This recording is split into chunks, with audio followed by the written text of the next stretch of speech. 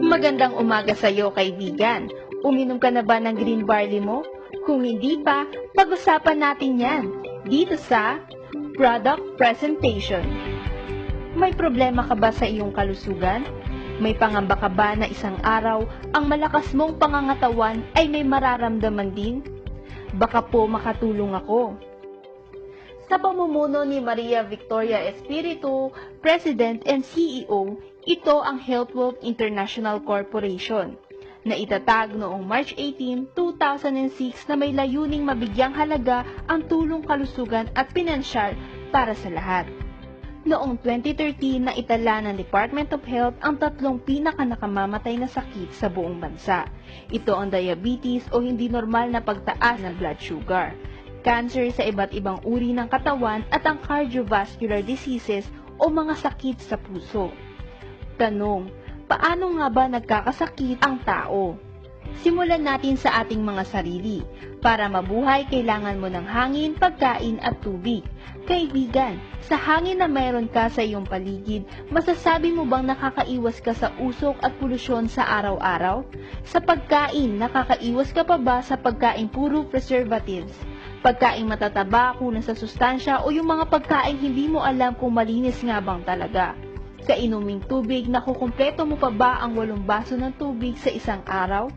Napapadalas ba ang pag-inom mo ng mga acidic drinks, soft drinks, kape, energy drink, alak at beer at kung ano-ano pa? Nakakaiwas ka pa ba sa iyong mga bisyo? Kaibigan, hindi porket malakas pa ang ating katawan at kaya pa natin gawin ang mga bawal, isipin mo pa rin. Hanggang kailan nga ba kaya ng iyong katawan? Sa ngayon, may nararamdaman ka man o wala, tiyak kong nararanasan mo ang ilan sa mga bagay na kalakip ng mga bawal at labis na bisyo.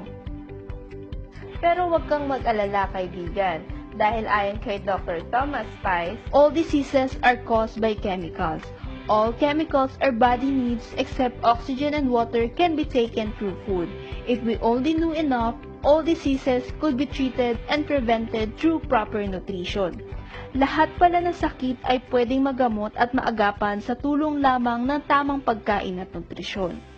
Good news mga kaibigan, ito po ang green barley na sigurado akong magugustuhan at makakatulong sa iyong kalusugan. Bakit kamo? Ang isang bote ay nagtataglay ng 7 times more vitamin C in oranges, 2 times more beta-carotene in carrots, 5 times more iron in spinach, 80 microgram of vitamin B12 per 100 grams, 25,500 ORAC value of antioxidants per 100 grams, 11 times more calcium in cow's milk. At syempre, kasama din ang mga sustansyang ito.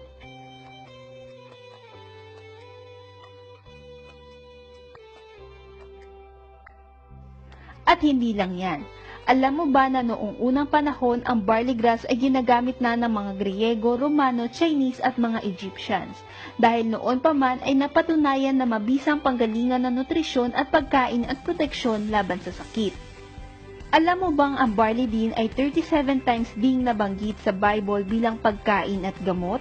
Ayon kay Dr. Yoshihide Hagiwara, isang doktor at pharmacologist at scientist, the only vegetation on earth that can supply nutritional support from birth to old age, at ang barley din ang kinikilala ng science bilang most nutritious of all plants. Dahil na rin sa taglay nitong vitamins, minerals, amino acid enzymes at chlorophyll o yung mismong dugo ng halaman na kailangan ng ating katawan.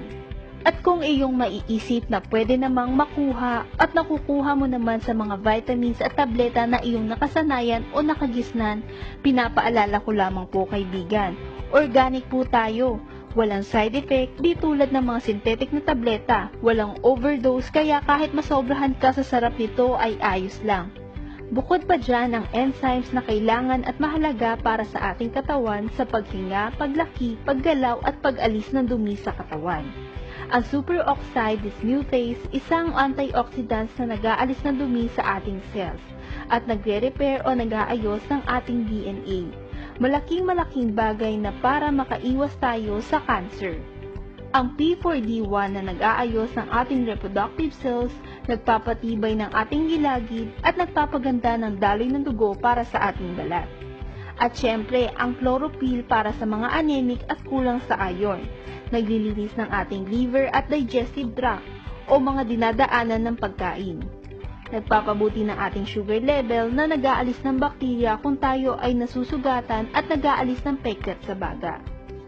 Para masubukan talaga kung gaano kabisa ang barley, noong 1982 nagsagawa ng eksperimento sina Dr. Hagiwara at Dr. Hota sa isang daga. Noong una inilagay nila ang daga sa isang lagayan na may malakas na radiation, nang hina at namatay ang daga. Sinubukan nila ulitin sa pagkakataong iyon ay pinakain nila ang daga ng barley. Nabuhay at gumaling ang daga.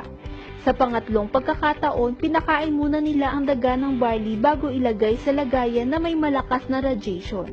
Mas mabilis ang paggaling at nabuhay ang daga. Isa lamang itong halimbawa na prevention is better than cure. At wala kang dapat ipangamba, kaibigan. FDA certified po tayo. Itatanong ko ulit sa iyo, uminom ka na ba ng green barley mo?